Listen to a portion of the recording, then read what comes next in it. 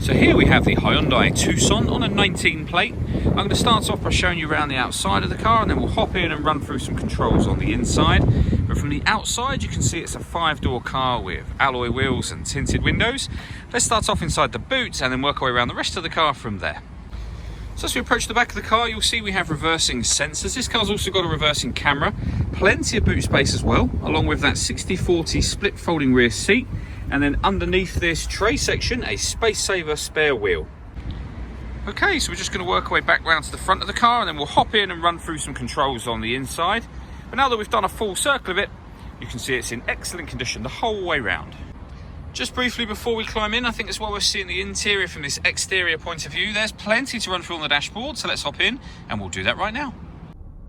Okay, now that we're inside the car, we're going to start with the dials. On the left-hand side, we've got the rev counter, and on the right-hand side, the speedometer and fuel gauge. In the middle, you can see the total miles for this car are 2,247. Above that, we have a digital readout for the speedometer. The information displayed there can be changed using a button on the steering wheel for various different bits of trip computer information. And then there are other menus available from satellite navigation, vehicle systems, user settings, and back round to the beginning again. The buttons I was using to make those adjustments are just here. We've also got cruise control and speed limiter over on that side of the steering wheel. On the left-hand side, we have stereo controls through the middle, the ability to answer and end phone calls, and we also have voice activation for the phone as well. That can only be used after such time as you've paired your phone up. And that is done on the touchscreen just here by hitting the phone icon and following the instructions from there. When it comes to music in this car, we've got the radio just here. For the radio, or with regards to the radio, we have DAB, FM and AM available to us. If you want to listen to your own music, you can do. There's a couple of ways you can do that. You can either plug in a USB device, you can plug in an auxiliary device, you can stream your music wirelessly via Bluetooth audio as well. And this car has got Android Auto and Apple CarPlay. We have videos showing that working on both our website and our Facebook page. Exactly the same as we do for the satellite navigation that this car has got. So it's well worth checking that out if you have the time. If I pop the car into reverse, you'll see that we've got the full colour reversing camera with guidelines showing you what direction the car is headed in relation to the image you see on the screen.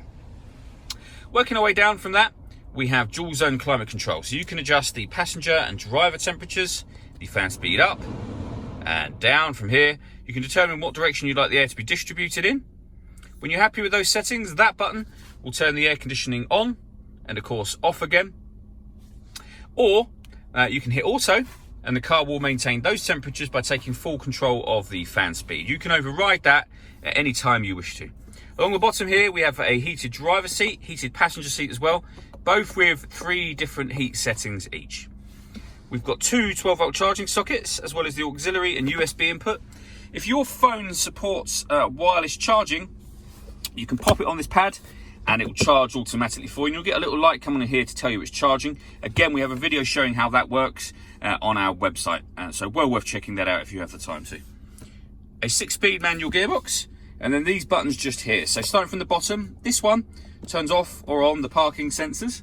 The button above that turns off the stop and start. This car is designed to cut out when it's stationary in traffic, which will save you fuel. You can turn the system off from here. This one will turn on the downhill brake control. I'll show you that just here. So if you know you're going to take the car off road, hit that button. That turns that system on and off again. And the last button will put the steering into normal or sport mode. All that leaves me to say is thank you for taking the time to watch this video. If you'd like to come and see the car in person and have a test drive, please feel free to call any of our MJA sites. We'd love to hear from you soon.